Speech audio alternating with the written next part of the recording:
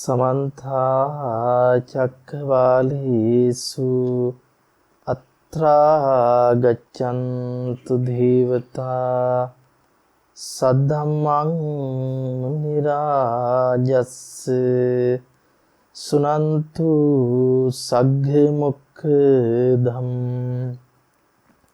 धम्मत् सवन खालो अयन बदंता धम्मत् सवन खालो अयन बदंता धम्मत् सवन खालो अयन बदंता नमो तस्स भगवतु अरहतु सम्मा संबुद्दस्स नमो तस्स भगवतु अरहतु सम्मा संबुद्दस्स नमो तस्स भगवतु अरहतु सम्मा संबुद्दस्स ධර්ම දානමේ පින්කම අද දවසේ සිදු කිරීම උදෙසා සදැහැති දායකත්වයේ සිදු කරනු ලබන්නේ ඇමරිකාවේ පදිංචි ඇමරිකාවේ රැකියාව කරන ජනක කුමාර මහත්මයා විසින් හැම දිනාටම ධර්ම අවබෝධය ලැබීම අරමුණු කරගෙන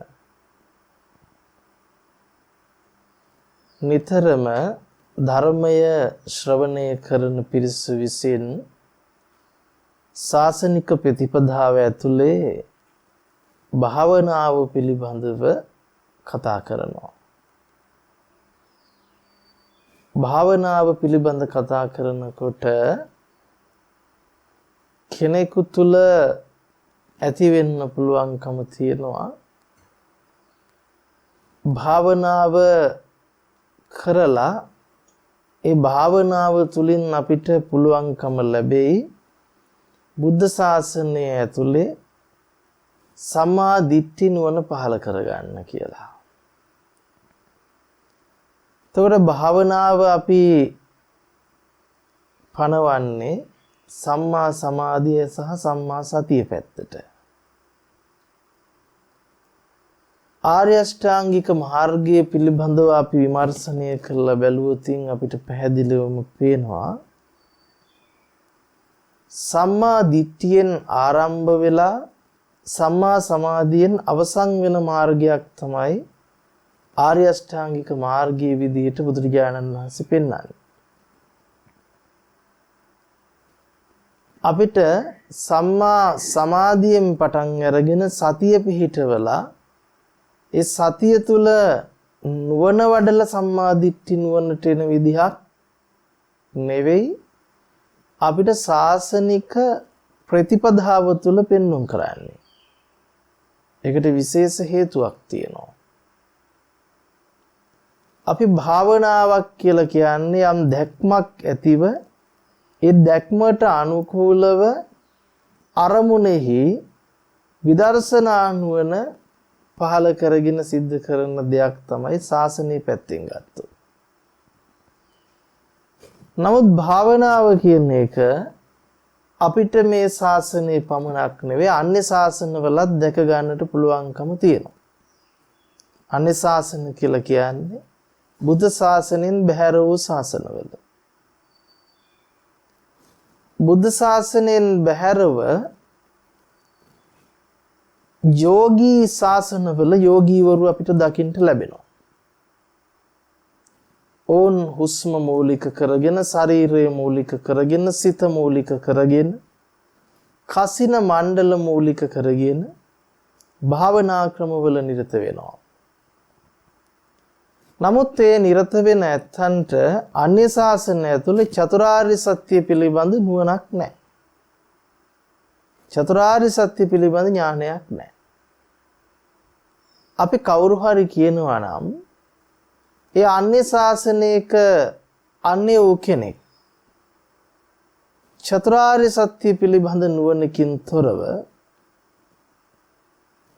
යම් හුස්ම රැල්ල හෝ ශරීර අවයව හෝ යම් කිසි නිමිත්තක් අරගෙන ඒ නිමිත්ත මූලික කරගෙන භාවනාවක නිරත වෙවි ඉන්නකොට ඉබේම ධර්ම අභිසමයේ වෙලා සෝවාන් සකෘදාගාමි අනාගාමි අරිහත් ආදී කොටගත් මගඵලයන් සාක්ෂාත් වෙනවා කියලා ඒක මහා විහිළු සහගත ප්‍රකාශයක් වෙනවා. එහෙම වුණොතින් බුද්ධ ශාසනයේ විශේෂත්වයක් වටිනකමක් හෝ ලෞතර බුදුරජාණන් වහන්සේ නමකගේ පහළවීම වමනා කරන්නේ නැහැ. ඇයි? බුදුරජාණන් වහන්සේ පහළ වෙන්න පෙර ඉඳලා අන්‍ය ශාසන තුල එවැනි භාවනා ක්‍රමයන් තිබුණා. භාවනාවන් වැඩුවා. එතකොට ධර්මාභිසමයේ භාවනා ක්‍රම තුලදී උන්ට සිද්ධ වෙනවා නම් ලෝතර තථාගත බුදුරජාණන් වහන්සේ නමකගේ පහළවීම වමනා කරන්නේ නැහැ.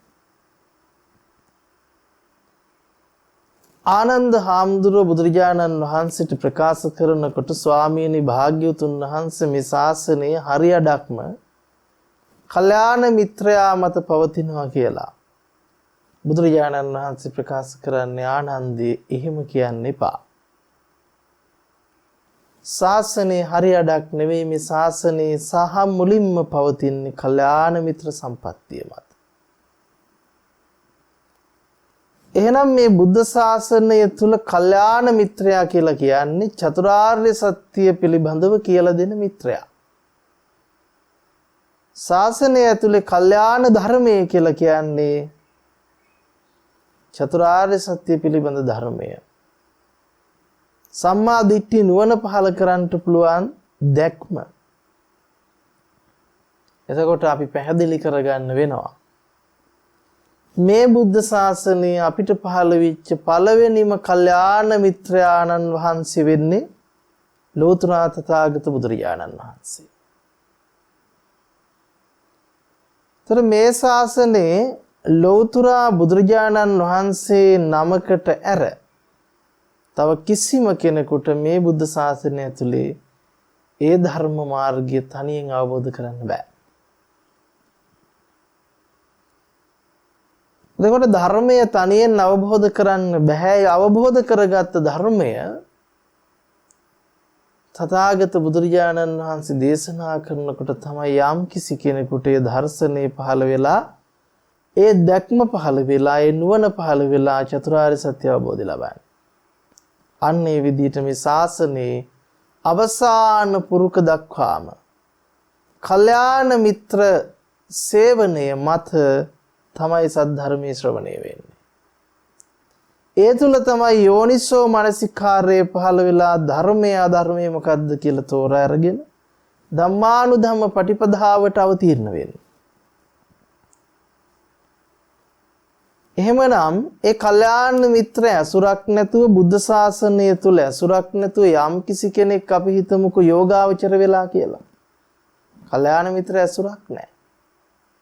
ලෞතර බුද්ධ ශාසනයේ කල්යාණ මිත්‍ර සම්පත්තියක් සේවනය කරන්නේ නැහැ. සද්ධර්මයක් ශ්‍රවණය කරන්නේ නැහැ. ඔහු ගිහිල්ලා මොකද්ද කරන්නේ? අර අන්‍ය ශාසන වල පැවතෙන විදිහටම හුස්ම රැල්ල මූලික කරගෙන හුස්මට හිත අරගෙන හුස්ම පිම්බෙන විදිය, හැකිලෙන විදිය, පිට වෙන විදිය පිළිබඳව බල ඉන්නවා. දැන් එහෙම බල ඉන්නකොට ඔහුට කොයි වෙලාවෙ හරි සම්මා දිට්ඨිය පහළ වෙලා චතුරාර්ය සත්‍ය අවබෝධ වෙයිද? එහෙම අවබෝධ වෙයි කියලා ඔබ හිතනවා නම් ඔබ ලෞතර බුද්ධ ශාසනය ගැන විශ්වාසයක් නැති කෙනෙක්. ඇයි? ලෞතර බුදුරජාණන් වහන්සේ නමකගේ පහළවීම එහෙනම් වමනා කරනවද අපිට? වමනාවක් නැහැ. බුදුරජාණන් වහන්සේගේ කල්යාණ මිත්‍ර ශාසනය වුණ නැහැ. අපිට තියෙන්නේ මොකද්ද? සද්ධර්මයත් පැත්තක තියලා කල්යාණ මිත්‍රයොත් පැත්තක තියලා අපිට තියෙන්නේ මොකද්ද? කැලයකට ගියා, ගහක් යටට ගලක් යටට ගිහිල්ලා මොකද්ද? අරමුණක් කරගෙන ඒ අරමුණ ගැන හිතා නිමිති අරගෙන කැලේක වාඩි වෙලා ඉන්න තියෙන්නේ. එහෙම ඉන්නකොට ඉබේවටම මොකක් වෙනවද? මාර්ගඵල අධිගම ලැබලා නිවන සාක්ෂාත් වෙනවා. එහෙම වෙයිද ඇත්තටම? ඔබට හිතෙන්නේ මොකක්ද? එහෙම වෙනවද නැද්ද? අපි හිතන් ඉන්නේ වෙනවා කියලානේ. ඔක තමයි ප්‍රශ්නේ. ඉතින් එහෙම අපිට වෙනවා නම් අපි ලෞතර බුදු වෙන්න ඕනනේ. නැත්තම් පසේ බුදු වෙන්න ඕන. නමුත් කොයි තරම්නම් අපේ අද බෞද්ධ කියන සමාජයේ ඇතුලේ ඒ දැනුවත් භාවයෙන් තොරව භාවනා කරලා නිවන් දැක්කා කියලා විවිධ සමාධි තලවල ධ්‍යාන තලවල අතරමං වෙලා ඒක නිවන විදිහට හිතාගෙන වර්ණනා කරන කී දහහක් නම් අපිට දකින්න පුළුවන්ද? එනිසා භාවනාව ගැන කතා කරනකොට වැදගත්ම දේ තමයි අපි භාවනාවට ප්‍රවිෂ්ඨ වෙන්නේ කොහොමද කියන එක ශාසනය ඇතුලේ දැනගන්න උවමනයි. එතකොට බෞද්ධ ශාසනය ඇතුලේ භාවනා කරන්ට නම් සම්මා දිට්ඨි නුවණ පහළ වෙන්න ඕන. ඇයි මම එහෙම කියන්නේ? දැක්මක් නැතිව අපිට ගමනක් නැහැ. දැන් හිතන්නකෝ යම් කිසි කෙනෙක් යන්නේ කොහෙද කියලා දන්නේ නැතුව පාරට බහිනවා. පාරට බහැලා ඇවිදගෙන යනකොට වටේ නොඑක් මාර්ග තියනවද නැද්ද? නොඑක් මාර්ග තියෙනවා. ඉතින් යන්නේ කොහෙද කියලා දන්නේ නැත්නම් ඒ තැන පහු කරගෙනත් යයි. ඒ තැන වටෙත් කැරකෙයි. හැම තැනම යයි. නමුත් යන තැන දන්නේ නැතුව බැස්සොත් යන ගමනේ කෙරවලක් පේන්නේ නැහැ. නේද?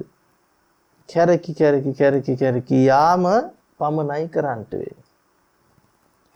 අන්න ඒ වගේ සම්මා දිට්ඨි නුවණ පහල කරගන්නවා කියලා කියන්නේ අපි යන්නේ මෙන්න මෙතනටයි කියලා නියම විදිහට දැනගන්නවා.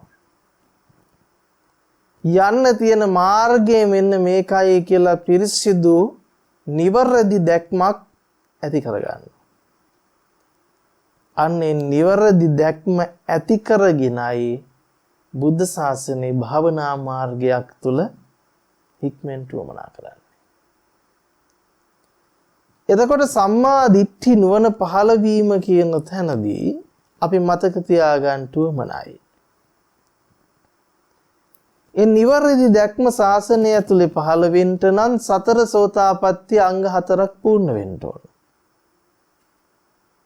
කල්යාණ මිත්‍ර සේවනයත් සද්ධම්ම ශ්‍රවණයත් යෝනිසෝ මනසිකාරයත් ධම්මානුධම්ම පටිපදාවක්.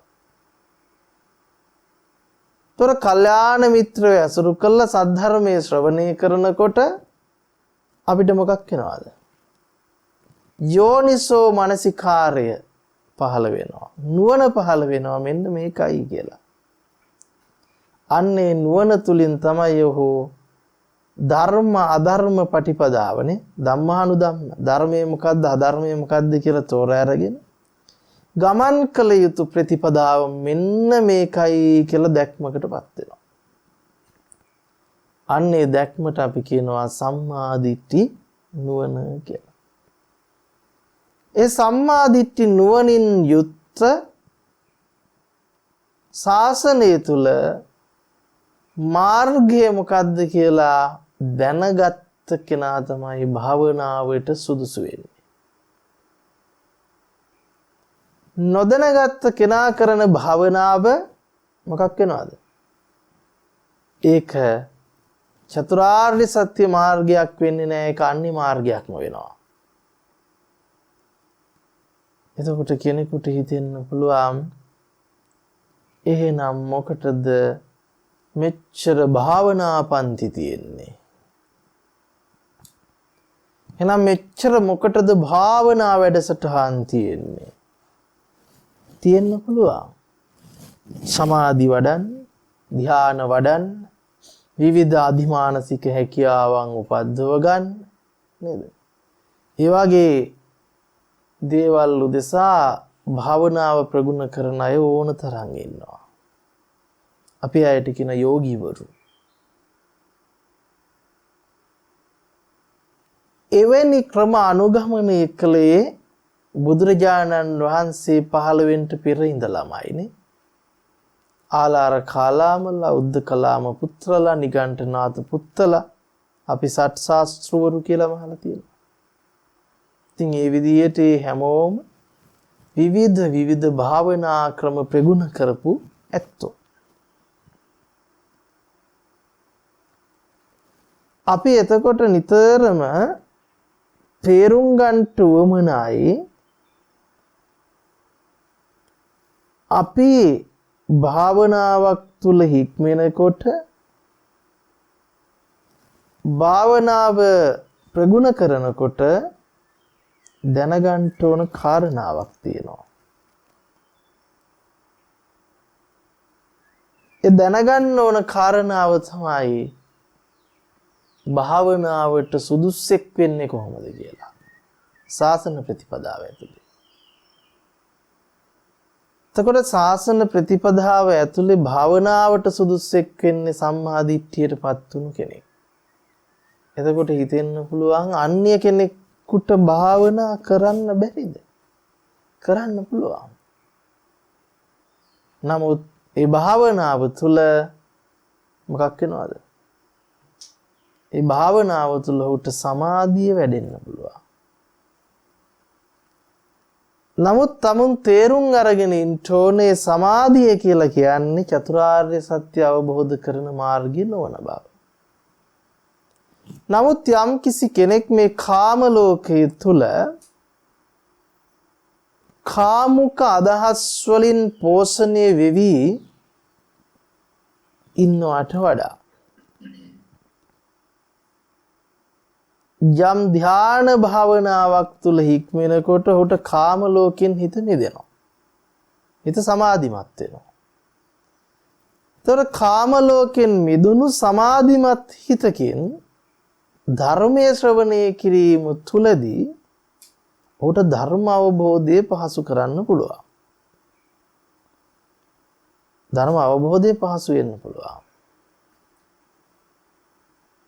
එහෙම නැතුව තමන්ට හිතු මනාපේ තම තමන් භාවනාව කියලා යම් කිසි දේවල් තුල ඉඳලා ධර්මයක් ශ්‍රවණය නොකර ධර්මානුධම්ම පටිපදාව කියන්නේ මොකද්ද කියලා තෝරගන්නේ නැතිව සම්මා දිට්ඨි නුවණින් තොරව හිතු මනාපේ ඔහේ මොනවා හරි වඩා ගියොත් එහෙම මොනවා හරි වැඩුවා කියලා නිවන නම් සාක්ෂාත් වෙන්නේ නැහැ. සම්මා දිට්ඨි නුවණ නම් පහළ වෙන්නේ නැහැ.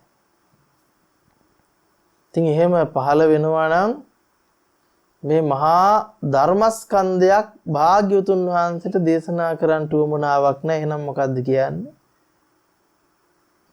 පැත්තකට වෙලා ගිහිල්ලා සියල්ල අපහැරලා මොනාහරි අරමුණක හිත පිහිටගෙන ඔහේ වාඩි වෙලා භාවනා කරන්නට. ධර්මයේ වුමනා නැහැ නේ. චතුරාර්ය සත්‍ය ඕන නැහැ. සතර සතිපට්ඨානේ පටිච්චසමුප්පාදයේ ආර්ය අෂ්ටාංග මාර්ග මෙමුකුත් වුමනා කරන්නේ නැහැ එහෙමනම්. ඔන්න ඔබට පැහැදිලි කරවන්නට වුමනා කලේ බුද්ධ ශාසනය ඇතුලේ සම්මා දිට්ඨියෙන් යන්නේ කොහෙටද කියලා දැනගෙනයි එතනින් එහාට ආර්ය අෂ්ටාංග මාර්ගයේ අනිත් අංග ටික තියෙනවා. කවුරු හරි සමාධියෙන් පටන් අරන් දිට්ඨිය සම්පූර්ණ කරන්නට යනවා නම් ඒ කන පිට. ඒක කවදාකවත් වෙන්නේ නැහැ. ඒක එතකොට අපිට සම්මා සති සම්මා සමාධි කියන්න බෑ. ඒක මිච්ඡා සමාධියක් මිච්ඡා සතියක් වෙනවා.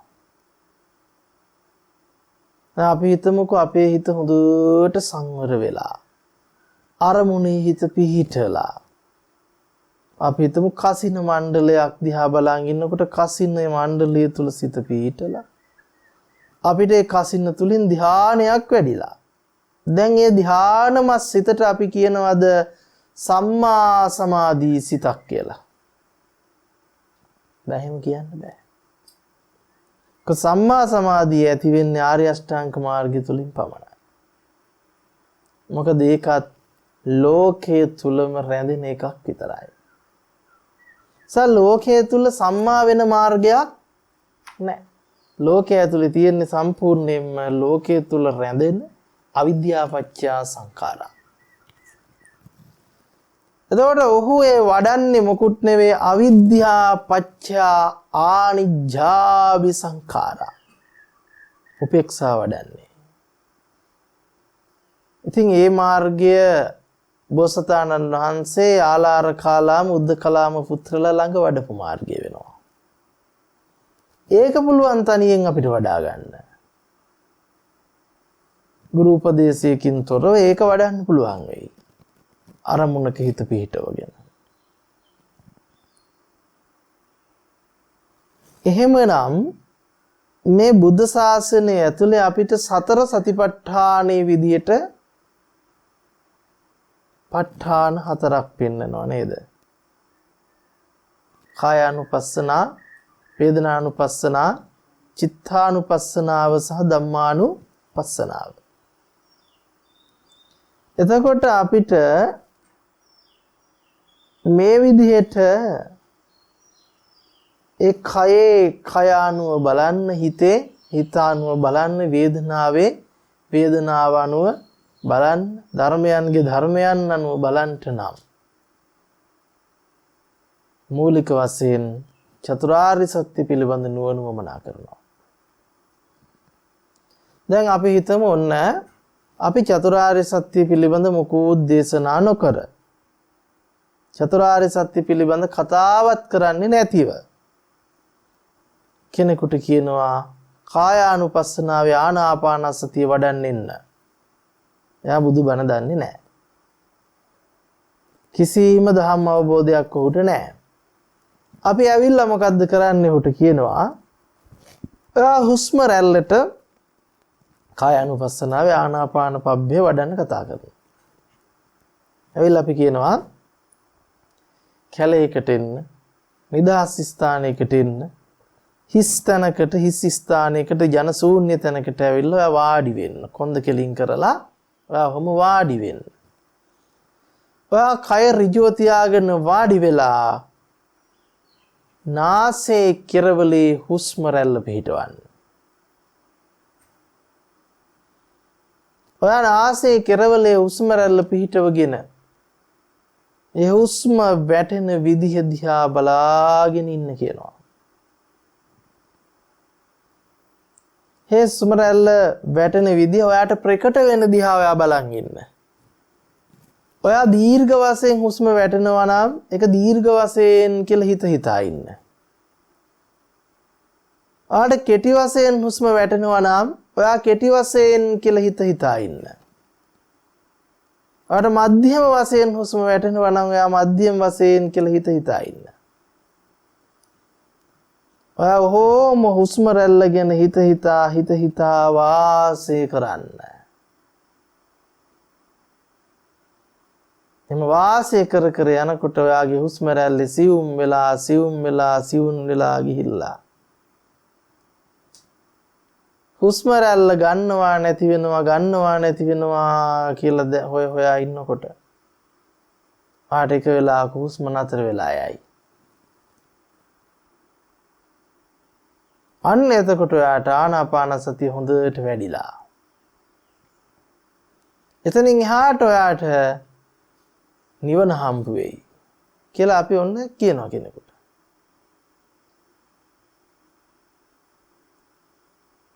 මොකද වෙන්නේ?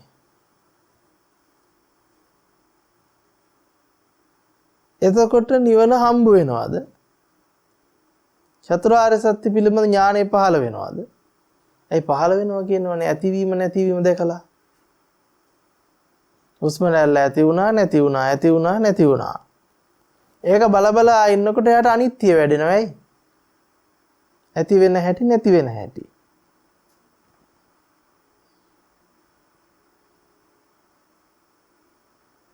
ඔන්න අපි අද වෙනකොට භාවනාව වඩන විදිහ. ඉතින් අපි මොකද්ද කරන්නේ? අනේ සාදු කියලා වඩනවා, වැඩිල්ලක් වඩලා අන්තිමට කියනවා මම පා වෙලා ගියා. මගේ හුස්ම නැති වෙලා ගියා. එලි මගේ ඇඟ වටේ කැරකුණා. මගේ ඇඟ හිරි වැටිලා ගියා. ඉතින් මේ විදිහට කියලා මොකද්ද කරන්නේ? ඒකම වඩනවා. දැන් කොච්චර අදිමාන්නයට පත් වෙලාද කිව්වොත් ඒක වඩලා ඒක ඇතුලේ ඉපදිච්ච සමාධියකට කොටු වෙලා අනිත් හැමෝටම පහර ගහනවා. මොකක් කියලාද? අපි නිවන් දැකලා ඉන්නේ. ඔය බණ වැඩක් නැහැ. ත්‍රිපිටක වැඩක් නැහැ. ඌවගේ තියෙන බොරු. ආය අමුතුවෙන් ඔය ඉගෙන ගන්න දේවල් නෙවෙයි. අපි පිම්බෙන හැකිලන භාවනාව කරා. බඩ පිම්බෙන විදිහ, හැකිලන විදිහත් අපි බලන් හිටියා. නේ? දැන් බුදුරජාණන් වහන්සේ අපිට ආනාපාන සතිය ඊට වඩා දෙයක් පෙන්නනවා. අපි කොහොමද සමුදය වය ධම්මානුපස්සීවා කියන එක බලන්නේ? අපිට සමුදය වය බලන්න පුළුවන් වෙයිද ප්‍රඥාවකින් තොරව? බෑනේ. එතකොට අපිට චතුරාර්ය සත්‍ය පිළිබඳ නුවණනේ පෙන්වන්නේ සමුදය වය කියලා. දැන් අපිට පුළුවන් වෙයිද කොයිම විදියකටවත් ඒ විදියට බලබලා හිටියයි කියලා සමුදය ධම්මානුපස්සීවා කායස්මින් විහෙරති වෙන්න බෑනේ. සමුදය වය ධම්මානුපස්සීවා කායස්මින් විහෙරති වෙන්න. සමුදය වය ධම්මානුපස්සීවා කායස්මින් විහෙරති කරන්න අපිට එහෙම කරන්න බැරි වෙනවා. අපිට එහෙම කරන්න බැරි වෙන්නේ අපිට ඉතින් සමුදය වය පිළිබඳ නුවණ නැහැනේ. ඒතකොට සමුදයත් වයත් පිළිබඳ නුවණ නැතුව අපිට කිසිම විදිහකින් පුළුවන්කමක් ලැබෙන්නේ නැහැ. මොකක් කරන්නද? මේ බුදුරජාණන් වහන්සේ පෙන්නන බුද්ධ ශාසනය ආනාපාන සතිය වඩන්න. අපි සමුදය වය කියලා හිතන් ඉන්නේ මොකද්ද? ඇති වෙනව නැති වෙනවා.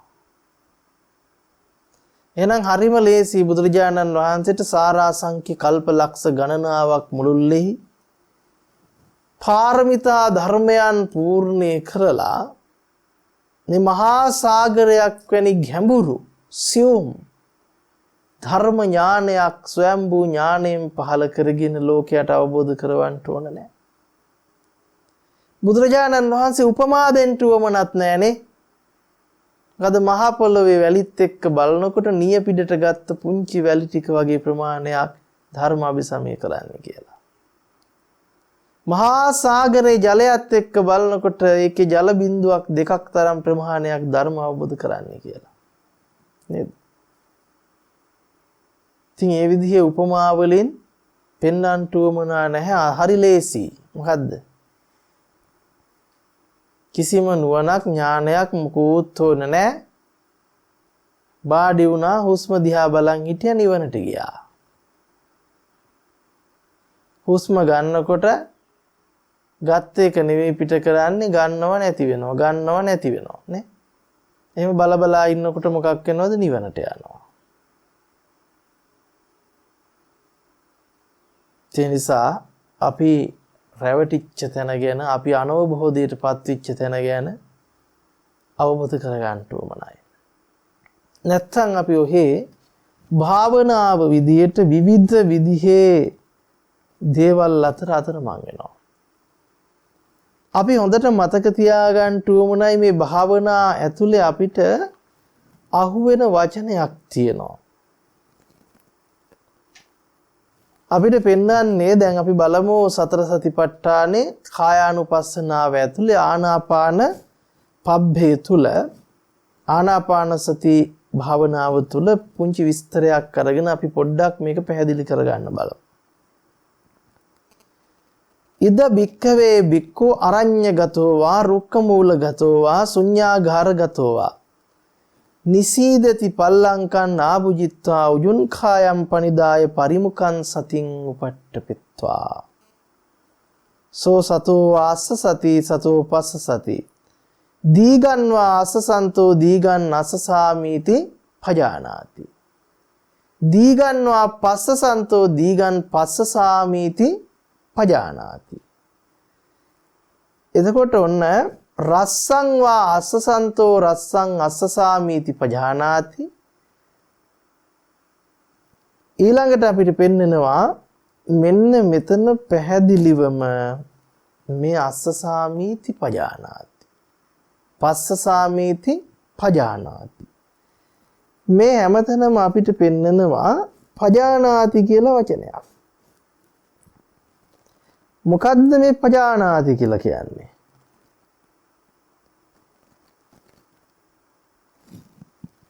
පජානාති මේ පජානාති කියන වචනේ අපිට හම්බෙන්නේ බුද්ධ ශාසනය ඇතුලේ.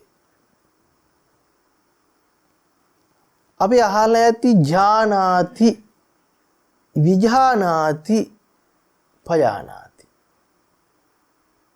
ඥානාති කියන්නේ දැනගන්නවා. විඥානාති කියලා කියන්නේ විශේෂයෙන් දැනගන්නවා. පජානාති කියලා කියන්නේ ප්‍රඥාවෙන් දැනගන්නවා. මොකද්ද? ඥානාති කියන්නේ දැනගන්නවා. විඥානාති කියන්නේ විශේෂයෙන් දැනගන්නවා. පජානාති කියන්නේ ප්‍රඥාවෙන් දැනගන්නවා. දැන් හුස්ම රැල්ල ගැන අපි හිතමු අපි නිකන් උපමාවට කියන්නේ බෞද්ධ කෙනෙක් ඉස්සරහ තියෙනවා. හින්දු කෙනෙක් තියෙනවා. තව කතෝලික කෙනෙක් තියෙනවා. තවත් ආගමක කෙනෙක් අපි ඉස්සරහ තියෙනවා. ඔහුගෙන් අහනවා හුස්ම ගැන දන්නවද කියලා. හුස්ම රැල්ල ගැන දන්නවද කියලා ඇහුවොත් උන් හැමෝම උත්තර දෙයිද නැද්ද දන්නවා කියලා. ඒ ඉතින් හුස්ම ගන්නවා පිට කරනවා කියලා දන්නේ නැති මිනිහෙක් ලෝකේ නෑනේ නේ. උන් හැමෝම කියයි මොකද්ද? ඔව් අපි දන්නවා. හුස්ම ගන්නවා පිට කරනවා කියලා අපි දන්නවා. දැන් මෙතන ඉන්න කාගෙන් ඇහුවත් කියනවද නැද්ද හුස්ම ගන්නවා පිට කරනවා කියලා ඔබ දන්නේද නැද්ද කියලා මොකද්ද කියන්නේ? දන්නවා. ඒ හුස්ම පිට කරනවා ගන්නවා කියලා දන්න දැක්මට අපි කියනවා මොකද්ද? ඥානාති. හුස්ම ගන්නවා කියලා දැනගන්නවා. හුස්ම පිට කරනවා කියලා දැනගන්නවා. තොර විශේෂයෙන් දැනගන්නවා කොහොමද? තව කෙනෙක් විශේෂ කර බලනවා. හුස්ම රැල්ල නාසයේ අග වැදිලා පෙනහළු දෙක දක්වා පිරීලා මොකද්ද? නැවත ඒ හුස්ම රැල්ල පෙනහළු වලින් හැකිලිලා එළියට හිමීට නාසයේ කෙරවලින් පිට වෙලා යනවා කියලා ඒක විශේෂයට ලක් කර බලනවා නම් අපි ඒකට කියනවා මොකද්ද? විඥානාති කියලා. ඔය දෙකම අර හතර දෙනාට කරන්න පුළුවන්ද බැරිද? ඒ මං කියපු පිරිසට හැමෝටම පුළුවන් කරන්න. ඥානාති මට්ටමත් විඥානාති මට්ටමත් කියන ආකාර දෙක තුල හික්මෙන්න පුළුවන්. නමුත් මේ පජානාති කියන දැක්මට එන්න බෑ. පජානාති කියන තැනට එන්න බෑ. පජානාති කියන්නේ ප්‍රඥාවෙන් දකිනවා. මොකද්ද බුද්ධ ශාසනය තුල ප්‍රඥාව කියන්නේ? ප්‍රඥාව කියන්නේ චතුරාර්ය සත්‍ය පිළිබඳ නුවණට අපි කියනවා මොකද්ද? ප්‍රඥාව. මහණෙනි, සෝවාන් වීම පිණිස කුමක් කළ යුතුද? බුද්ධ වචනේ පංච උපාදානස්කන්ධය ඇත්ත දකින්න. සකෘදාගාමි වීම පිණිස කුමක් කළ යුතුද? පංච උපාදානස්කන්ධය ඇත්ත දකින්න. අනාගාමි වීම පිණිස කුමක් කළ යුතුද? පංච උපාදානස්කන්ධේ ඇත්ත දකින්න. අරිහත් වීම පිණිස කුමක් කළ යුතුද? පංච උපාදානස්කන්ධයේ ඇත්ත දකින්න. ඔන්න බුද්ධ වචනේ. බුදුරජාණන් වහන්සේ අපිට මොකද්ද කියන්නේ? සෝවාන් සකෘදාගාමි අනාගාමි අරිහත් වීම පිණිස පංච උපාදානස්කන්ධය ඇත්ත දකින්න. ධම්මචක්කප්පවත්තන සූත්‍රයට ගිහිල්ලා බැලුවොත් ඒත් මොකද්ද කියන්නේ? චතුරාර්ය සත්‍ය විදිහට අපිට පෙන්වන්නේ පංච උපාදානස්කන්ධය. ඒ වග්ගයේ තියෙන හැම සූත්‍රයකම බුද්ධ දේශනාවට අනුකූලව බැලුවොත් ධර්ම අවබෝධය කියලා කියන්නේ චතුරාර්ය සත්‍ය අවබෝධය කියලා කියන්නේ මොකද්ද? පංච උපාදානස්කන්ධය පිළිබඳ පවතින අවබෝධය. දුක්ඛේ ඥානය කියලා කියන්නේ මොකද්ද? පංච උපාදානස්කන්ධය පිළිබඳ ඥානය. දුක්ඛ සමුදය ඥානං කියන්නේ මොකද්ද? පංච උපාදානස්කන්ධය හට ගැනීම පිළිබඳ ඥානය. දුක්ඛ නිරෝධේ ඥානං කියන්නේ පංච උපාදානස්කන්ධයේ නිරෝධය පිළිබඳ ඥානය. දුක්ඛ නිරෝධ ගාමිනී පටිපදාය ඥානං කියන්නේ පංච උපාදානස්කන්ධයේ නිරෝධේ ගාමිනී පටිපදාව පිළිබඳ ඥානය. අන්න එහෙමනම් ඒ ඥානය ඇතිව මේ හුස්ම පිළිබඳ ආනාපානය පිළිබඳව දකින්න කියලා බුදුරජාණන් වහන්සේ පෙන්නනවා. ඒකට අපි කියනවා මොකද්ද? පජානාති. එහෙනම් පංච උපාදානස්කන්ධයේ ඇත්ත නොදෙන භාවනාවකට වාඩි වුණොත් එතන වැඩෙන්නේ ජානාති හෝ විජානාති මිසක පජානාති වෙන්නේ නැහැ. වද ජානාති හෝ විජානාති මිසක පජානාති වෙන්නේ නැහැ. එතකොට අපිට වෙන්නේ දීගන්වා අස්සසන්තෝ දීගන් අස්සසාමීති ජානාති. දැනගන්නවනේ. එතකොට මෙතන නිකන් දැනගන්නවා කියලා නැහැ නේ. එතකොට දීගන්වා අස්සසන්තෝ දීගන් අස්සසාමීති විජානාති. එහෙමත් නැහැ. බුදුරජාණන් වහන්සේගේ වචනේ මොකද්ද? දීගන්වා අස්සසන්තෝ දීගන් අස්සසාමීති පජානාති. අපිට ඔය පජානාති වැඩක් නැහැ. අපි මොකද්ද කරන්නේ? බුදුහාඳුර මොනවා කිව්වත් අපිට මොකෝ අපි වඩන්නේ ජානාති. අපි වඩන්නේ විජානාති. මොකද ආනාපාන සතිය අපිට හොඳට වැඩෙනවා. අපි යන්න ඒ විදිහයි අද කරන භාවනාව. ඒ නිසා මතක තියාගන්න ඕන. ඒ නිසායි අපිට කියන්නේ මේ භාවනාව කියන තැන යන්න ඕන කල්යාණ මිත්‍ර භාවයෙන් යුක්තව. කල්යාණ මිත්‍ර සම්පත්තිය තුල සද්ධර්මයේ ශ්‍රවණය කරමින් යෝනිසෝ මනසිකාරයත් ධම්මානුධම්ම පටිපදාවත් කියන මේ සතර සෝතාපට්ටි අංගයන් පූර්ණ කොට චතුරාර්ය සත්‍ය පිළිබඳව දැක්මෙන් යුක්තවයි අපි භාවනාවට වාඩි වෙන්නේ. අපි ශාසනය තුල හික්මෙන්ට ඕන චතුරාර්ය සත්‍ය පිළිබඳව නුවණ ඇතිව ඒ මාර්ගය තුල නෙවෙයිද? අපි ශාසනය තුල හික්මෙන්ට ඕන චතුරාර්ය සත්‍ය පිළිබඳ නුවණෙන්. ඒ නුවණ නොමැතිව අපි කරන කිසිම භාවනාවක් බෞද්ධ හෝ බුද්ධ ශාසනයට අයිති භාවනාවක් වෙන්නේ නැහැ. ඒක මතක තියාගන්න. අපි රැල්ලට භාවනා කළාට අපි තනිව ගිහිල්ලා භාවනාවල් වැඩුවට බලන්න ඕන මුලින්ම අපි වඩන්නේ ජානාති මට්ටමද විජානාති මට්ටමද පජානාති මට්ටමද කියලා. බුදුරජාණන් වහන්සේ අපිට ජානාති මට්ටමේ භාවනාවක් ගැන කියලා නැහැ. ආනාපාන සතියක් පෙන්නලා නැහැ.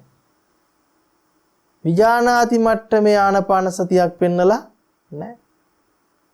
ආනාපාන සතිය පෙන්වන්නේ පජානාති මට්ටමේ. එතකොට මේ පජානාති මට්ටමින් තොරව අපිට කවදාකවත් සබ්බකාය පටිසංවේදී අස්ස සිස්සා මීති සික්ඛති. සබ්බකාය පටිසංවේදී පස සිස්සා මීති සික්ඛති. මෙතනට එන්න බෑ. අපිට පුළුවන් වෙයි මොකක් කරන්නද? වෙනම මාර්ගයක් තුල ධ්‍යානයක් වඩාගෙන සමාධියක් උපදවගෙන වාසය කරන්න. එහෙනම් භාවනාවට මූලිකම සුදුසුකම පජානාති වීම. ප්‍රඥාවේ දැක්ම. ප්‍රඥාවේ දැක්ම කියලා කියන්නේ පංච උපාදානස්කන්ධය තුලින් මේක දකින්න පුළුවන් වෙනවා. ඒ කියන්නේ අපි දීර්ඝ වශයෙන් හුස්ම ගන්නවා කියන එක දැනගන්නේ කොහොමද? නිකන් දැනගන්නවද?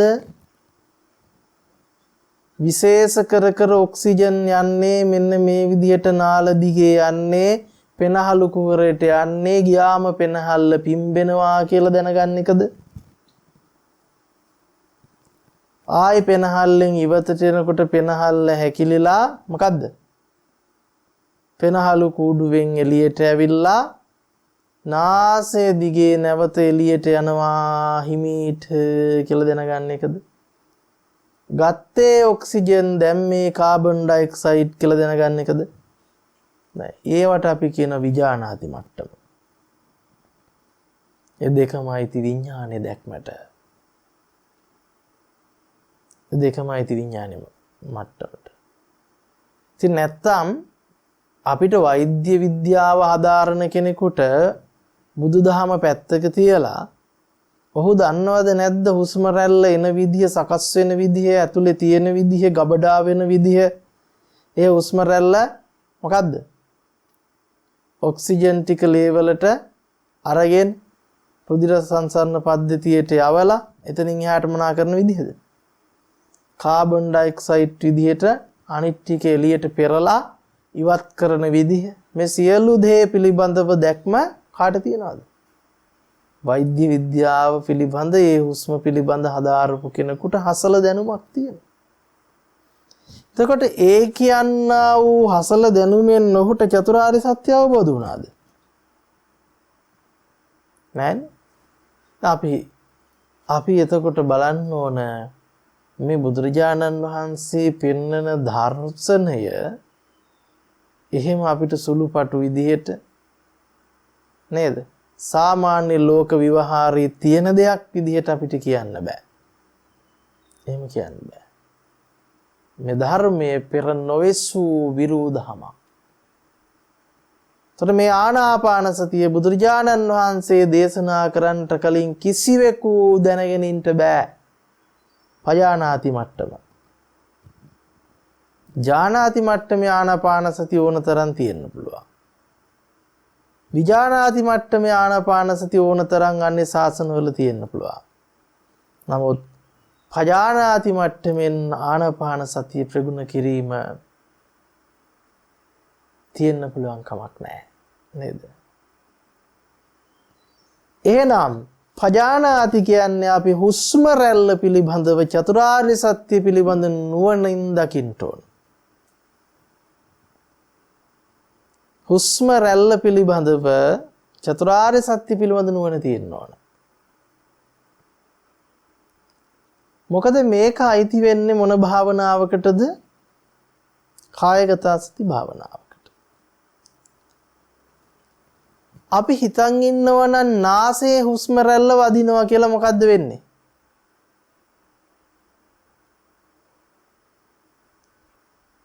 නාසයේ හුස්ම රැල්ල වදිනවා කියන තැන නම් අපි ඉන්නේ. අපිට චතුරාර්ය සත්‍ය පිළිබඳ අවබෝධයක් නැහැ. ඇයි මං එහෙම කියන්නේ? නාසයට අපි භාවිතා කරන වචනේ මොකද්ද ශාසනය ඇතුලේ? ගානංචනේ. නේ? ගානංච. එතකොට නාසයට ස්පර්ශ වෙන්නේ මොනවාද? ගානංච පටිච්ච ගන්ධංචනේ. මොකද්ද? ගන්ධංච. නාසයට ගන්ධ නේ? ගානංච පටිච්ච ගන්ධංච uppajjati ගාන විඥාන.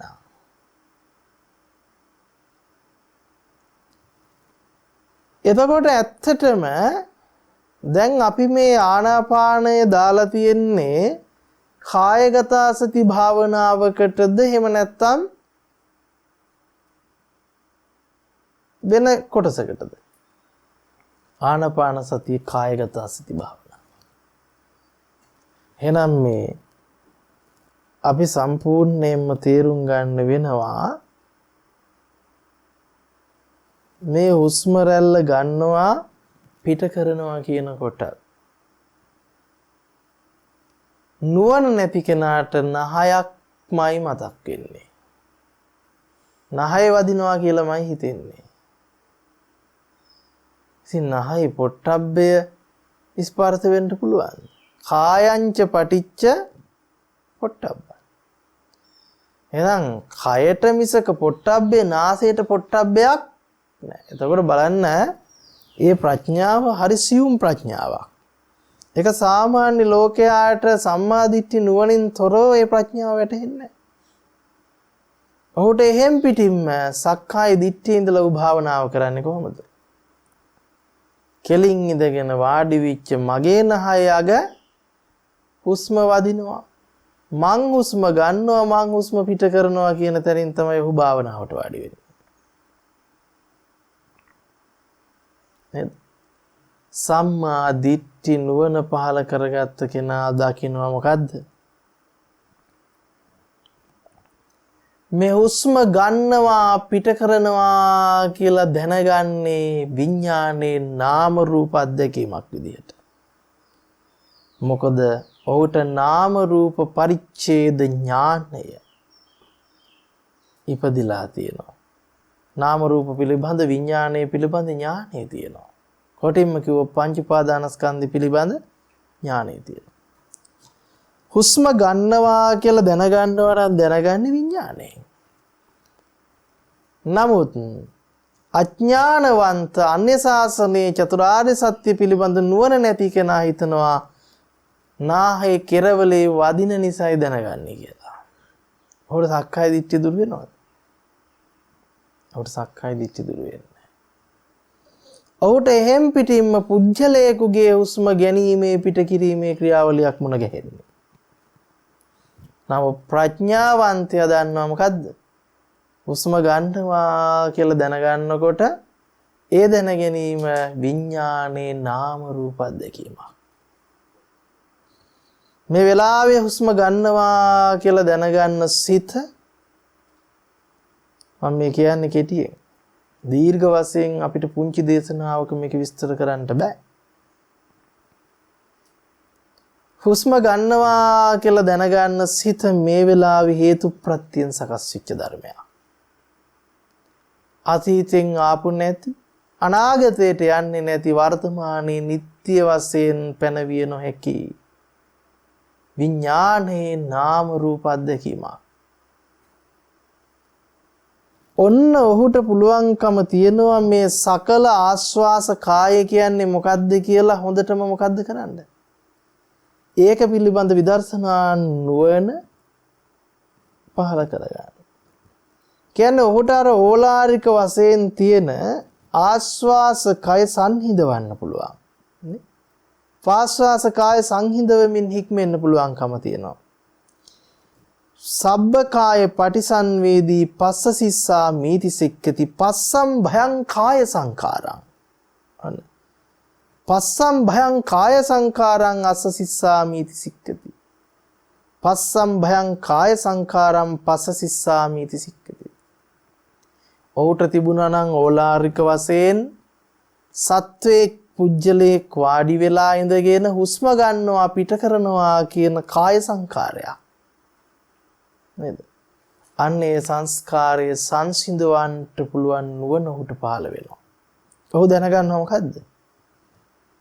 මේ සත්වයේ පුජ්‍යලේ ආත්මයක් ඉඳගෙන හුස්ම ගන්නවවත් පිට කරනවවත් නෙවෙයි. හුස්ම ගන්නවා පිට කරනවා කියලා දැනගන්නේ මේ වෙලාවේ සකස් වෙන විඥානයේ නාම රූප අධ්‍යක්ීමකින්. ඒ අධ්‍යක්ීම අතීතයෙන් ආපු නැති අනාගතයට යන්නේ නැති වර්තමානයේ නිට්ටය වශයෙන් ප්‍රකාශයටපත් කළ නොහැකි ස්ථිර නවන පංච උපාදානස්කන්ධ අධ්‍යක්ීමක් පමණයි. දැන් ඔහුට හුස්ම ගන්න පිට කරන සත්වයක් කියන තැන මොකක් වෙනවද? සත්වයක් කියන තැන නිරුද්ධ වෙලා නුවණ පිහිටන්න පටන් ගන්නවා.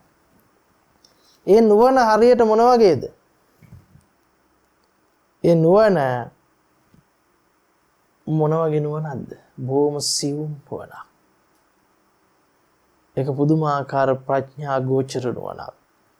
ඒ නුවණ ඇතුලේ හැර ඔහුට වෙන කිසිම විදිහකට මේ පංච උපාදානස්කන්ධයේ සමුදය වය පිළිබඳ දකින්න බෑ. අන්න එතනදී තමයි ඔහුට පුළුවන්කම තියෙන්නේ මේ කායගත සතිය පිළිබඳ නියම ප්‍රඥාව පහළ කරගන්න. එහෙනම් මට මේ දේශනාව තුළ වමනා කළේ සතර සතිපට්ඨානය පිළිබඳව පෙන්වන්නට නෙවෙයි, සතර සතිපට්ඨානය කියන තැනට අපි ප්‍රවිෂ්ඨ වෙන්න නම් අපිට තියෙන්න ඕන අවබෝධය ගැන යම් තාක් පුංචි පැහැදිලි කිරීමක් සිදු කරන්න. ඉතින් අපි ඉදිරියේ දේශනා තුළදී බලාපොරොත්තු වෙනවා මේ සතර සතිපට්ඨාන භාවනාව පිළිබඳ පූර්ණ වශයෙන් විග්‍රහ කරගන්න, ආනාපාන සතිය ඇතුළු කොටගෙන සියලු භාවනාවන් පිළිබඳ සතර සතිපට්ඨානෙ විස්තර කරන චතුරාර්ය සත්‍ය නුවණට අනුකූලව දීර්ඝ වශයෙන් සාකච්ඡා කරන්නට බලාපොරොත්තු වෙනවා. ඉතින් අවසාන වශයෙන් මේ දේශනාව තුළ ඔබට දැනුවත් කරන්නට වුණා වුණේ මේ බුද්ධ ශාසනය ඇතුලේ පජානාති කියන වචනය ඊටාම වැදගත් බව. අන්‍ය ශාසනවල ඥානාති විඥානාති කියන මට්ටම අභිභවා ගෙහින් චතුරාර්ය සත්‍ය පිළිබඳ නුවණ එහෙම නැත්නම් පජානාති මට්ටමින් යුක්තවයි ආර්ය ශාසනයේ ආර්ය ශ්‍රාවක තෙමේ හික්මෙන්නේ. ආර්ය ශ්‍රාවක තෙමේ භාවනාවට තුල වාඩි වෙන්නේ. භාවනාවක් තුල හික්මෙන්නේ කියන කාරණාව මතු කරවන්න. ඉතින් අන්‍ය ශාසනයේ භාවනාවත් බුද්ධ ශාසනයේ භාවනාවත් කියන දෙක වෙන් කරගන්නේ කොහොමද? ඒකේ වෙනස මොකක්ද කියලා යම් කිසි දල අවබෝධයක් ඇති කරවන්නට. ඉතින් අපි අද දවසේ සාකච්ඡා කරන්නට යෙදුණු ධර්ම කාරණාවන් හැම දිනාටම ධම් අවබෝධය පිණිසම චතුරාර්ය සත්‍ය අවබෝධ කර ගැනීම පිණිසම හේතු වේවා, උපකාරක ධර්මයක් බවටම පත්වෙත්තා කියන අදිෂ්ඨානය සිදු කරනවා. විශේෂයෙන්ම ධර්ම දානමේ පින්කම් උදෙසා සදැහැති දායකත්වය අද දවසේ සිදු කරනු ලබන්නේ ඇමරිකාවේ සේවයේ නියුතු ජනක කුමාර මහත්මයා විසින් එතුමාට උතුම් ධර්ම අභිසමය පිණිසම හේතු වේවා. ඒ වගේම එතුමාගේ දෙමාපියන් වන ජයන්ති මල්ලිකා ඊළඟගේ මෑණියන්, කොස්පලගේ දයානන්ද පියතුමන්, සහෝදර සහෝදරියන් වන චානක කුමාර, චන්දු ප්‍රභා යන අයටද ධර්ම අවබෝධය පිණිස හේතු වේවා, උපකාරක ධර්මයක් බවටම පත්වෙත්වා. සියලු දෙනාටම උතුම් දහම් අභිසමය පිණිසම හේතු වාසනාම වේවා කියලා ප්‍රාර්ථනා කරනවා. හැම දිනාටම තෙරුවන් සරණයි.